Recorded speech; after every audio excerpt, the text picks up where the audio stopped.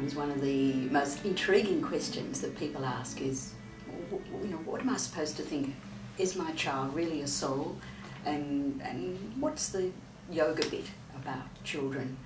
So I thought, let's go back to what I think is really profound. It's at the heart of the yogic wisdom, and it is probably like a set of guidelines, and it's beautifully simple. It's this, that in childhood we have a soul culture. We have, well, I suppose we have a soul culture right through. The soul culture is the place where the child grows. Now go back a step and think yogurt. Yogurt is a culture. It's a medium in which something grows. We create the atmosphere. We create the soul culture that allows this incoming soul, who is coming in with a project, coming in with things to do, things to learn, things to correct, latent abilities to stimulate, and of course a few things to sort out, and obviously much to contribute. That's the incoming soul, but it's over to you and I to create the soul culture.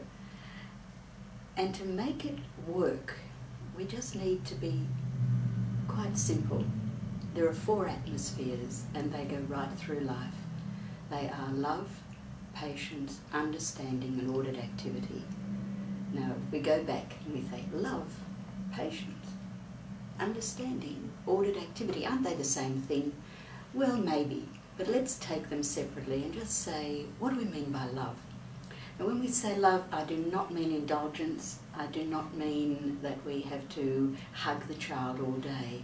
What I mean is that you do all of your thinking from the heart. You think, what is the purpose of this task? Why do I want to dress the child? Why do I want to hold it? Or whatever it is that you're doing. But think from the heart, because that's really important. Secondly, understand that love, when it's expressed, is always laughter. It's joyful. So laugh a lot. Even if you're ready to scream, try laughing instead. It'll be much better for you, and it'll be joyful for the child. When you're dealing with other people's children, look to see that your love is connecting with them as a creature of love. There should be no fear, and there should be no deep-seated compliance that comes out of fear. It's not, yes, mum, no, mum, oh, yes, I will. It's something that says, I am being treated as respectfully as I can be, and I am being guided and nurtured.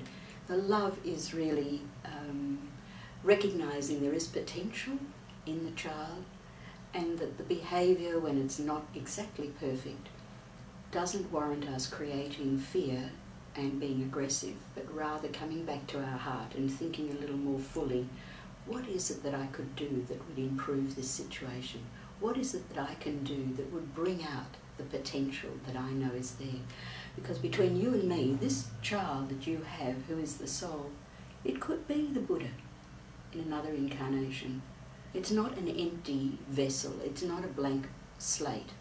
It is a soul coming in. Because it's young, it needs your guidance, and it's up to us to create that atmosphere of love, thinking through the heart.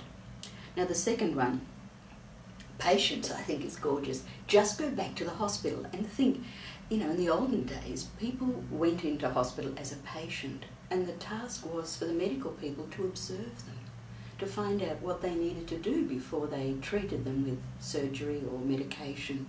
Of course, now we've forgotten it. We zip in and zip out, and we hardly are ever observed. But in a soul culture, we come back to the triple W's: watch, wait, and wonder. We look and we see without any sense of hurry and urgency. What's going on here?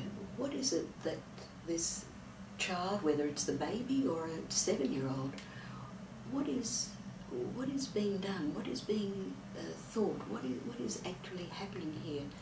And we, in our observation, nurture the sense of inquiry. We allow the child to experiment.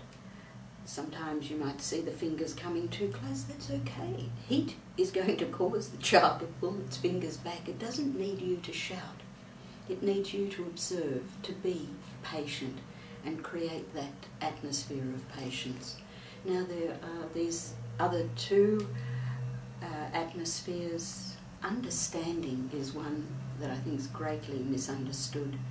Understanding, take it back a step, we're creating an atmosphere of understanding.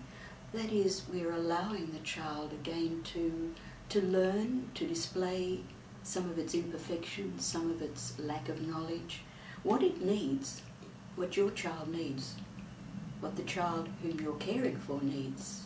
It might not be yours, it might be a neighbourhood child. They need to know, they need to be reassured that you understand their motives are in order to learn. A child does not come in order to be naughty. A child comes in order to learn. And if they're about to pick this up and tip it upside down, it's perhaps because they want to see if the wax that seems to be in there is like water. They don't know. And so it's the ability to pause and have an understanding and allow them to find understanding. It's just one rider that needs to go in there, that part of the, as the soul comes into incarnation, it has to survive, otherwise it would go home. And so it attracts attention to itself, and that's when we stupidly think it's being naughty. So if you've got a child and he's banging on the table, it's not because he's trying to be naughty, he's attracting attention. So take it and do something with it and say, do your feet always make as much noise as your hands? Or is there some other way you can tap the table instead of banging it? So redirect it with a flow of understanding, because the child is not deliberately being naughty. Attracting attention in the early years is one aspect of the soul anchoring itself in matter. Now the last one is ordered activity, and there's so much to say about this one. Ordered activity is an old-fashioned way of saying create rhythms. Maybe we call them rituals, maybe we call them routines, but it's everything from bedtime to singing time to meal time to lighting a candle at the end of the day. These are the things that actually allow a child to become responsible and, perhaps most importantly, full cycle back to the loving. It allows the child to relax. But when there's rhythm and ritual, the child relaxes. It doesn't have to organise, because it knows bedtime is bedtime. Off I go. Mealtime is mealtime. Here I am. So just as we draw this together, don't think it's an enormous task. Just think to yourself, there are 4 things: love, patience, understanding and ordered activity. And just replay this a few thousand times until it settles into your mind and you think, I think I've got it. And I think you'll have it.